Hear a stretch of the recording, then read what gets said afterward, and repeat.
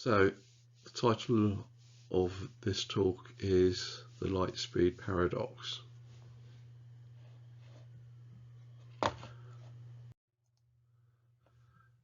There are several different paths to the Lightspeed Paradox. I will only be dealing with one aspect. Special relativity has thrown up numerous paradoxes, the twin paradox, the barn-pool paradox, etc. As per Einstein's 1905 paper on special relativity, he says, any ray of light moves in the stationary system of coordinates with the determined velocity c, whether the ray be emitted by a stationary or by a moving body. Hence, velocity equals light path divided by time interval, where time interval is to be taken in the sense of the definition in section 1. Now that's as per the usual translation of Einstein's paper into English from the German, and I'm not really happy with that translation, but never mind.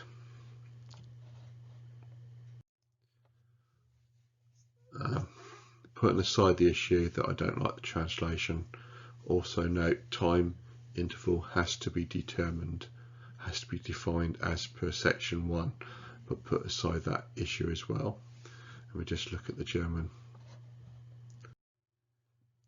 So the German is this, and the relevant word translate into English as either speed or velocity. Velocity is not the same thing as speed. Velocity is speed and a direction. Earlier in the translation, that word has been translated into the word velocity, into the English word velocity.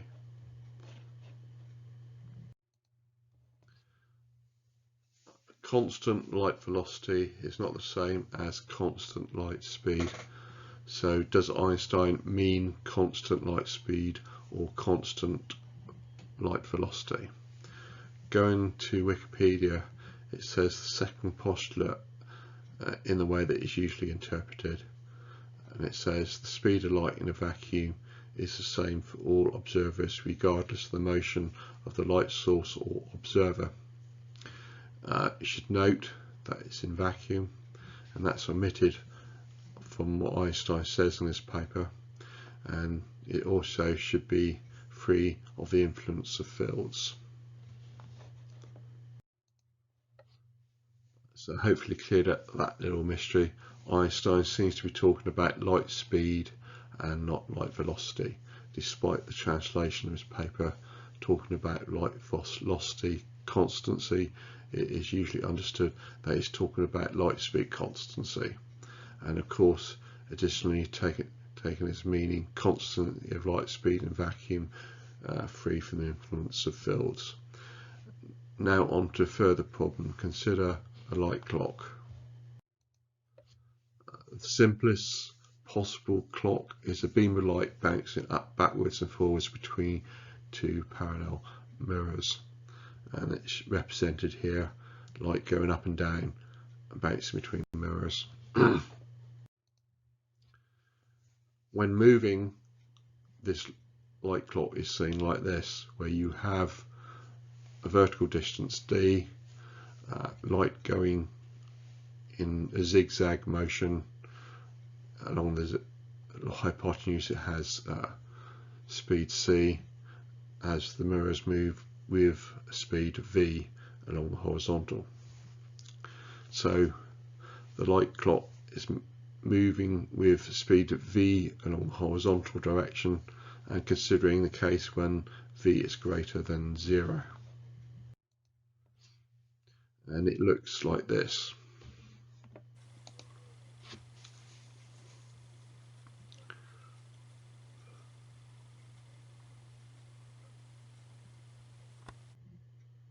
You have one clock where the light is bouncing up and down, and then you have the other clock which is in the rocket or spaceship, and the light is moving in a zigzag pattern. So that's what the light clock looks like.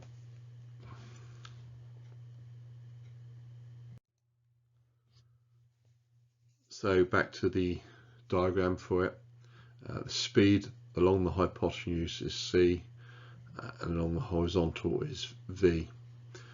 Then by Pythagoras, along the vertical would be the square root of c squared minus v squared. Can treat v and the square root of c squared minus v squared as component speeds of the light speed c.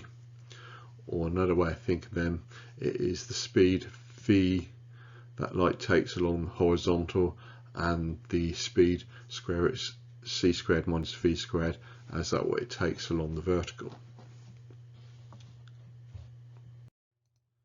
And this is the diagram for it.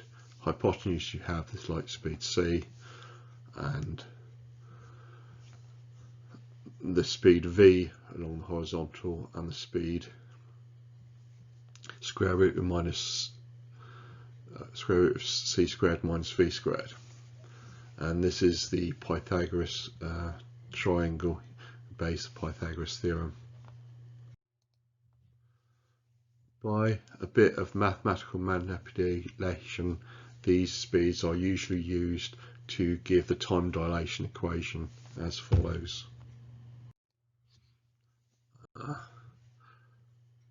Given light speed along the vertical is the square root of c squared minus v squared, this gets multiplied by t to make a distance, which is then equated to ct prime, and that's the equation there.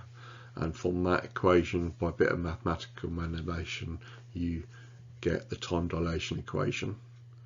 I prefer to call this the clock dilation, but it's usually referred to as time dilation. I think it's a bit of a misnomer to call it time dilation, but never mind.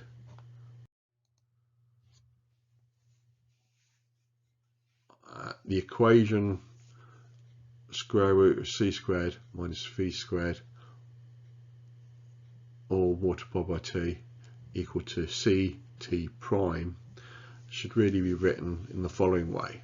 Square root of c squared minus v squared all times t equals to c prime t prime. Then the normal way of treating this as per Newton would be the square root of c squared minus v squared would equal c prime, and t would equal t prime. But Einstein deals with it as c prime equals c, while t and t prime are not equal. Dealing with it now as square root of c squared minus v squared all times t equal to c prime t prime in the normal way as per Newton, that would be square root of c squared minus v squared equal to c prime, and t prime equals to t. This gives light clock being dealt with as follows. The light speed along the horizontal would be equal to v, and the light speed along the vertical would be equal to square root of c squared minus v squared. And these speeds are not equal when v is greater than 0. So these are light speeds and they're not equal to the constant c.